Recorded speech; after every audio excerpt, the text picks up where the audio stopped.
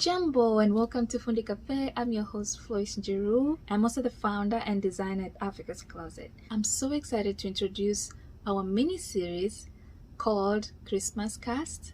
I know there's a lot of controversy around the Christmas holiday. Some don't celebrate, some celebrate Kwanzaa. So I'll be sharing with you some of my favorite Christmas memories, and I'll also share with you a few tips on how to gift this year. It's not always about the physical gift.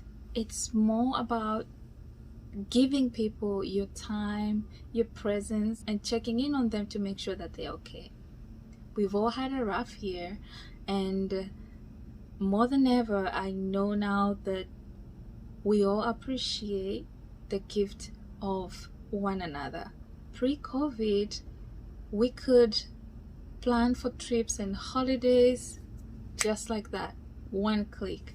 But now you have to go through testing and all kind of procedures and quarantining just to be with your loved ones or just to move from one point to another. That in mind, when you give your time to someone, it could be through a phone call or it could be you physically visiting them. That is very important, especially this year. We've had some people that have lost their loved ones, and for that, my condolences to you. I appreciate just knowing my family is okay, just knowing that everyone is doing fine, they're healthy. I take that as the greatest gift anyone could give me. My favorite Christmas memory that I could think of, because I've had quite a few, I always was excited about getting a new dress, a new pair of shoes for Christmas. Growing up in Kenya, that was like a thing.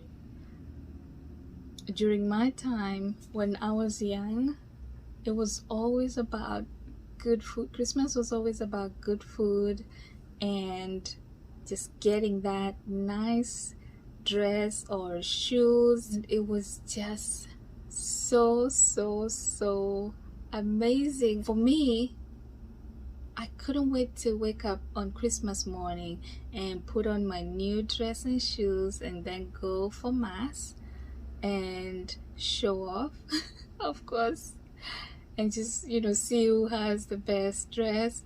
And that was just, to me, I think that's where my fashion passion began, because there was just something about wearing something new on Christmas Day that was just so innocently amazing to me.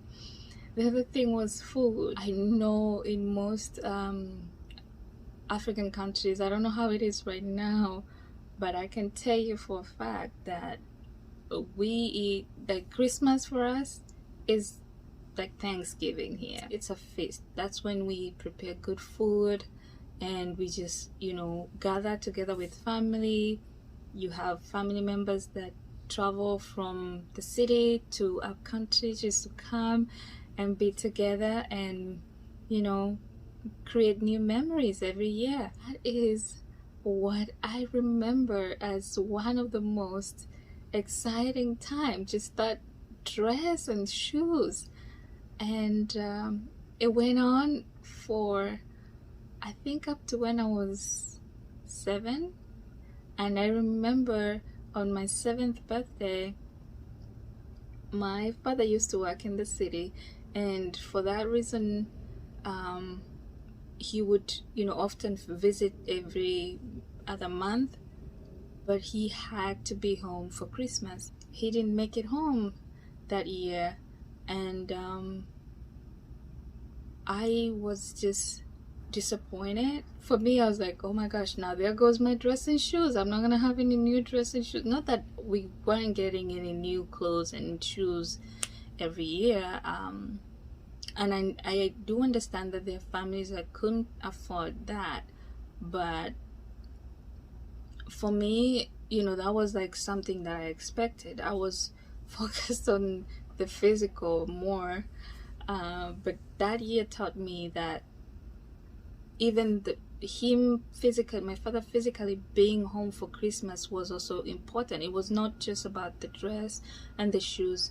It was just having my dad home for Christmas. And I remember crying my eyes out, and my mother comforted me because, you know, she knew how I loved my Christmas dress and shoes.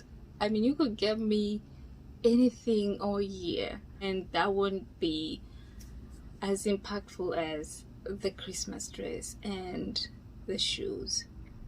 So my mother knew how attached I was to that, and she stepped in and she just did the most amazing thing. So she had me pick a fabric, and she made this gorgeous dress for me. And why I say this is because I don't know if our parents were shopping in the same store. On Christmas morning, you were guaranteed to see another kid with a dress exactly like yours or similar. So when my mom made my own custom dress for Christmas, that was the most amazing thing, because I knew now this year, yes, I don't have dad home for Christmas, but I knew I was gonna stand out because there was the excitement of having something new.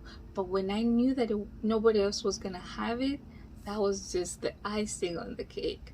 So it's a bittersweet story, but I feel like that was the beginning of my fashion journey, because I never forgot that.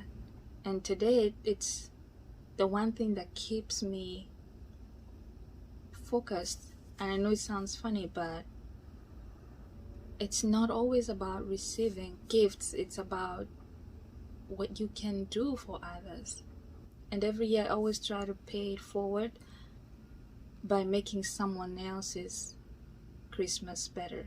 It's not always about me, it's about what I can do for others. And because it's the most amazing feeling when you make someone else smile, and you don't even have to discuss or tell anyone that you did it, but just knowing that you chose them just to make their day better, that is priceless. So thank you for tuning in, and I hope to see you next week on our next episode of CHRISTMAScast, where we talk about all things giving, and we also talk about our memories during this time of the year. You can listen to Fundi Cafe on Spotify, Anchor, Google Podcasts, and all other podcast platforms listed on our Instagram page.